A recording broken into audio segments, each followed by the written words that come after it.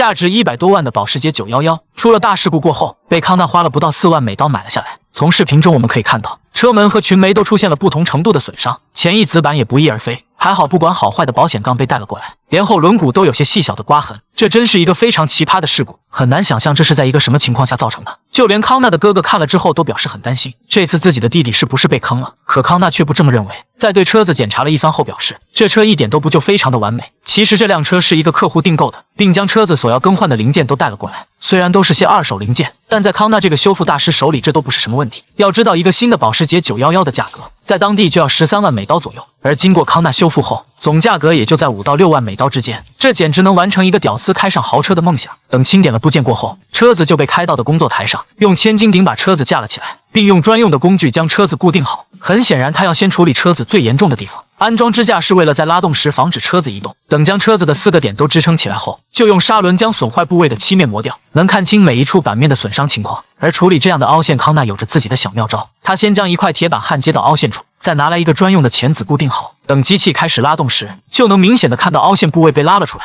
在经过康大锤不外传的锤法敲击后，车子的基本修复就初见成效。而对于上面的棱角部位，修复的手法就不同了。他在上面焊接了几根焊条，通过逐一的拉伸，使得板面能够恢复原位。这个方法是可以修复，但需要大量的时间去调整。而由于工期的原因，康纳不得不采取一个比较快的方法，他要将损坏的部分切割下来，然后换上一个新的板面。这时有人就会说，康纳是不是修复不了，才准备换上一个新的板面的呢？其实开始我也是这么想的，但反过来想，也许是康纳要介绍2种修复钣金的方式呢，也说不定。你们是怎么认为的呢？康纳先将新的板面用角磨机切开，然后拿到车身上比对，这时瞬间看起来就舒服了很多。等要切割的线被画好后，他就拿来了角磨机，沿着线路切割。这时的切割要掌握好力度，不要切割到下面的底板，因为康纳换的只是外面的一层。经过了1个多小时的努力，终于处理完成。这时我们可以看到里面的钣金还是存在凹痕，康纳又将自己的小妙招使了出来。而这次他焊接了一个比较厚的铁板，并附带上了挂钩，这样看来选择更换板面的决定是对的，要不然这个凹痕还会存在隐患。康纳经过了不断的换位拉伸，细心的调整每一处凹痕。经过了几个小时的工作后，康纳开始对焊接做着准备工作。等把新的板面扣上去时，康纳的老爹就开始了焊接工作。这不得不说，姜还是老的辣，焊接的非常完美。这时康纳也拿着专用砂轮开始打磨，并给车子按上新的车门。等调试好后，就将所有的套件都安装了上去。这个试装显然非常的完美，缝隙都很贴合，没有什么可调整的地方。等康纳把底部都焊接好后，就到了喷漆阶段。他先用腻子把接缝处填补好，然后用砂纸进行细心的打磨。这次的打磨填补工作比较麻烦，因为它不是一个平面，上面的线条和凹痕都要呈现出来，所以他要进行多次的重复操作。他先用150目的砂纸对其进行打磨，然后再换上320目的砂纸对整体前面进行处理。而这次客户提供的套件也多多少少有些问题，还得康纳进行细心的处理。虽然这样给康奈添了不少的麻烦，但也给客户省下不少马内。与此同时，另一边也在给车子喷着底漆。这个黑色的底漆是一种特殊的材料，能让漆面更好的贴敷，并能防止铁板的腐烂。等底漆喷好后，员工又对车子进行了一番细心的打磨，这是决定漆面好坏关键的一步。接着车子就被送进了喷漆房，并用专用仪器配置了一桶底漆。这个仪器非常的好用，只要按照步骤匹配就可以，这样就不会出现固化剂过多过少的问题。员工将配置好的底漆喷到了保险杠上，这可真是人靠衣装马靠鞍，喷上之后马上就变了一个样。接着员工又在上面喷了一层面漆，这是保时捷专用的金属白。等把面漆也喷上去后，喷漆工作就彻底完成了，在太阳下显得更加的亮眼。接着就到了收尾的阶段，康纳把所有的部件都一一安装上去。这时我们就可以看到修复的位置非常的好，已经看不到一点被修复过的痕迹。而这时康纳也换上了一个新的轮胎，接下来就是安装车门的工作。他要将旧车门上的东西全部转移到新的车门上，这些对于康纳来说都是小菜一碟。等车子的大灯被安装上去后，车子就被开到外面做最后的清晰工作。就让我们一起来看一下修复之后的样子。